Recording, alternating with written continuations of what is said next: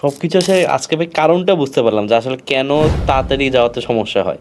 ভাই যদি খুব শর্টে বলতেন, ধরেন আমার মতো যারা কেউ হেলদি আছে, অনেকেই যেহেতু বললাম টেক ফিল্ডে আছে যারা হেলদি বা বসে বসে কাজ করে, ডায়াবেটিস বা এই টাইপ যে রোগ, এখান থেকে আমার দূরে থাকার প্রসেসটা কি, আমরা যারা একটু হয়ে এখন গেছি দেখেন আর যে কি। প্রথম জিনিস হচ্ছে যে অবেসিটি যদি কমাতে চান, যারা বসে বসে অনেকে মোটা হয়ে যাচ্ছেন বা ডায়াবেটিসে হয়ে যাচ্ছে, মুভমেন্ট বাড়াতে হবে। ডায়াবেটিস হয় সাধারণত আমাদের যে মাসল যে ফাইবারগুলো আছে সেগুলো ব্লাড থেকে সুগার টানতে পারে না, আচ্ছা, তখনই ডায়াবেটিস হয়। মানে এটা কেন পারে না? কারণ ইনসুলিন হরমোন, ইনসুলিন রেজিস্ট্যান্স তাহলে হয়ে কি যায়। সুগারের সাথে সম্পর্ক নাকি হচ্ছে এটা হচ্ছে ডায়াবেটিস। আমি আপনাকে বলি, অনেকে মনে করে যে চিনি খেলে ডায়াবেটিস হয়, আসলে চিনি খেলে ডায়াবেটিস হয় না। চিনি খেলে ডায়াবেটিস বাড়ে। ডায়াবেটিস হয় যখন আমরা কার্বোহাইড্রেটের সাথে লবণ মিক্স করে খাই। তাহলে ভাই লবণ, আচ্ছা কার্বোহাইড্রেটের সাথে লবণ মানে সালাদের সাথে লবণ তাহলে ঠিক আছে? সালাদের সাথে লবণ একটা সামান্য পরিমাণে ঠিক আছে। কার্বোহাইড্রেট বলতে প্রসেস যে ফুডগুলো আছে, ধরেন কার্বোহাইড্রেট চিপস, যেখানে হচ্ছে আচ্ছা। চানাচুর, বিস্কিটে হ্যাঁ, সল্ট, এগুলো তো অনেক থাকে। এই জিনিসগুলোতে যে সল্টগুলো থাকে এগুলো আমরা কেউ চিন্তাই করি না। এই সল্টগুলো যখন আমরা খাই তখন আমাদের শরীরে ডায়াবেটিস হয়। কারণ কি, এটা ইনসুলিন রেজিস্ট্যান্স বাড়ায়। এই জিনিসগুলো মানে ইনসুলিন আচ্ছা। রেজিস্ট্যান্স হয়ে যাবে, আপনার বডি ইনসুলিন নিবে না, কাজ করবে না।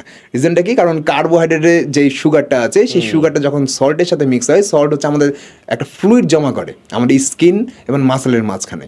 এই ফ্লুইড জমা হওয়ার কারণে, এই ফ্লুইডের কারণে আমাদের চামড়াগুলো কি হবে, আমরা পাতলাই থাকবো কিন্তু আমাদের অনেকে দেখে না যে স্বাভাবিকভাবে হাতের রক টক একটু দেখা যায়, কিন্তু অনেক আছে পাতলা কিন্তু রক দেখা যায় না, একদম সফট বডি ইয়েদের মতো। এটার কারণ হলো স্কিনের নিচে পানি আছে, এই পানিটার কারণে নিউট্রিশন অ্যাবজর্ব করতে পারে না আমাদের মাসেল। আর এটা হয় হলো অতিরিক্ত লবণ খেলে, কার্বোহাইড্রেটের সাথে মিক্স করে লবণ খাওয়া যাবে। যেমন অনেকে ভাতের সাথে দেখি লবণ মিক্স করে খায়, বা অনেকে দেখবেন পান্তা খায়, পান্তা খেলেও ডায়াবেটিস হওয়ার সম্ভাবনা বেড়ে যায়। রিজনটা হচ্ছে কার্বোহাইড্রেটের সাথে আপনি লবণ খাচ্ছেন।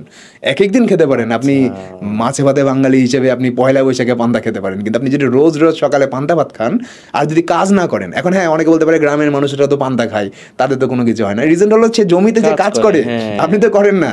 জমিতে কোনো একটা তো করতে হবে, যে হয় কাজ করতে হবে অথবা এটা অ্যাভয়েড করতে হবে। যেহেতু আপনি অফিস জব করেন, ডেস্ক জব করেন, অথবা আপনি শহরে বাস করেন, স্বাভাবিকভাবে আপনি আর গ্রামের মানুষের মতো জমিতে 4-5 ঘন্টা কাজ করেন না, সেহেতু আপনাকে এইসব খাবারগুলো স্যাক্রিফাইস করতে হবে। তার মানে ভাই একটা যেটা বললেন মুভমেন্ট করা, যাতে হচ্ছে ব্লাড থেকে সুগার, আর হচ্ছে সল্টি খাবার, salty carbohydrate, salty with carbohydrate, মানে চিপস চানা যেগুলো খুব মজা লাগে, যে সব খাবারগুলোতে হচ্ছে সল্ট মিশানো থাকে। আমরা আসলে যারা এগেইন ভাই যেহেতু আমরা আইটিতে কাজ করি, অফিসে আসি তখন বসে কিছু ডান আচ্ছা একটা খাই সবাই মিলে, বিস্কিট খাই একটা, আর এটা খুব সহজেই পাওয়া যাচ্ছে।